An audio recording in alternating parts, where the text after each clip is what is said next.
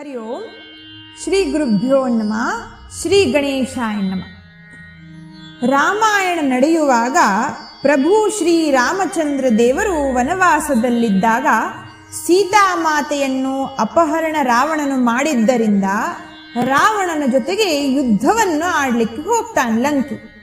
ಯುದ್ಧ ಮಾಡುವಾಗ ಪ್ರಭು ಶ್ರೀರಾಮಚಂದ್ರ ದೇವರು ವನವಾಸದಲ್ಲಿದ್ದರಿಂದ ಅವರ ಬಳಿ ಯುದ್ಧಕ್ಕೆ ಅನುಕೂಲವಾಗುವ ಹಾಗೆ ಯಾವ ರಥವೂ ಇರಲಿಲ್ಲ. ಅಷ್ಟೂ ಅಲ್ಲದೆ ಅವರು ವನವಾಸಗೈಯುವ ಸಂದರ್ಭವಾದ್ದರಿಂದ ರಥ ಏರಲು ಸಾಧ್ಯ ಇರಲಿಲ್ಲ. ಅದಕ್ಕೋಸ್ಕರವಾಗಿ ರಾಮಚಂದ್ರ ದೇವರು ಯುದ್ಧ ಮಾಡುವಾಗ ಮಾರುತಿರಾಯನೇ ರಾಮಚಂದ್ರ ದೇವರ ರಥನಾಗಿ ವ್ಯವಸ್ಥೆಯನ್ನು ನೋಡಿಕೊಳ್ಳುತ್ತಿದ್ದ. ಈ ರಾವಣನ ಬಳಿ ಉತ್ತಮವಾದಂತಹ ರಥಗಳು, ಪುಷ್ಪಕ ವಿಮಾನ, ಒಳ್ಳೊಳ್ಳೆ ರಥಗಳೆಲ್ಲ ಇತ್ತು. ಅದರಲ್ಲಿ ಏರಿ ಬಂದು ಯುದ್ಧ ಮಾಡ್ಲಿಕ್ಕೆ ಶುರು ಮಾಡ್ತಾನೆ. ತಾನು ಹೊಡೆಯುವ ಪ್ರತಿಯೊಂದು ಬಾಣಕ್ಕೂ ಪ್ರಭು ಶ್ರೀರಾಮಚಂದ್ರ ದೇವರು ಉತ್ತಮವಾಗಿ ಅದಕ್ಕೆ ಪ್ರತಿಯುತ್ತರವನ್ನು ನೀಡುತ್ತಿದ್ದರು. ರಾಮದೇವರಿಂದ ಜಯಗಳಿಸಲು ಸಾಧ್ಯವಿಲ್ಲ ಎಂದ ಕ್ಷಣ ರಾವಣನು ರಾಮದೇವರ ವಾಹನವಾದಂತಹ ಮಾರುತಿರಾಯನಿಗೆ ಬಾಣವನ್ನು ಬಿಡ್ಲಿಕ್ಕೆ ಶುರು ಮಾಡ್ತಾನೆ. ಮಾರುತಿ ದೇವರಿಗೆ ಸಾವು ಬರುವುದೇ ಇಲ್ಲ ಎಂಬುದಾಗಿ ಬ್ರಹ್ಮದೇವನು ವರವನ್ನು ನೀಡತಕ್ಕಂಥದ್ದು.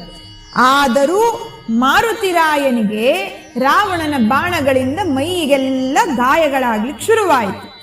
ಕೂಡಲೇ ರಾಮದೇವರು ಭಕ್ತರನ್ನೇ ಸದಾ ರಕ್ಷಿಸ್ತಕ್ಕಂಥವರು, ತನ್ನ ಪ್ರೀತಿ ಪಾತ್ರನಾದ ಮಾರುತಿಯನ್ನು ಬಿಡುವನೆ, ಹೇಗಾದರೂ ಮಾಡಿ ರಾವಣನನ್ನ ಆ ಯುದ್ಧ ಭೂಮಿಯಿಂದ ಓಡುವ ರೀತಿಯಲ್ಲಿ ತಮ್ಮ ಕೌಶಲ್ಯವನ್ನು ತೋರಿಸಿ ಭಯಗೊಂಡಂತಹ ರಾವಣನು ಆ ದಿನ ಆ ಯುದ್ಧ ಭೂಮಿಯನ್ನು ಬಿಟ್ಟು ಓಡಿ ಹೋಗ್ತಾನೆ.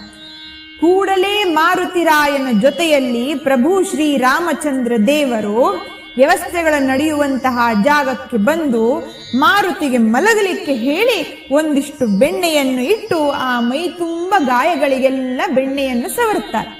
ಇದರಿಂದ ಮಾರುತಿರಾಯನ ಆ ಮೈಯಲ್ಲಿರತಕ್ಕಂತಹ ಗಾಯಗಳು ವಾಸಿಯಾಯಿತು. ಅದಕ್ಕೋಸ್ಕರವಾಗಿ ನಾವು ಕೂಡ ನಮಗೆ ಕಷ್ಟಗಳು ಬಂದಾಗ ಮಾರುತಿರಾಯನಲ್ಲಿ ನಮ್ಮನ್ನು ಪಾರುಗೊಳಿಸು ಎಂಬುದಾಗಿ ಬೇಡಿಕೊಂಡು ಎಲ್ಲವೂ ಸರಿ ಹೋದ ಮೇಲೆ ಮಾರುತಿ ದೇವರಿಗೆ ಮಂಗಳವಾರ ಅಥವಾ ಶನಿವಾರದಂದು ಬೆಣ್ಣೆಯನ್ನು ಮಾರುತಿರಾಯನಿಗೆ ಹಚ್ಚಗೋಸ್ಕರವಾಗಿ ನಾವು ಈ ಅರ್ಚಕರಲ್ಲಿ ಒಪ್ಪಿಸಿಕೊಂಡು ಬರ್ತೇವೆ.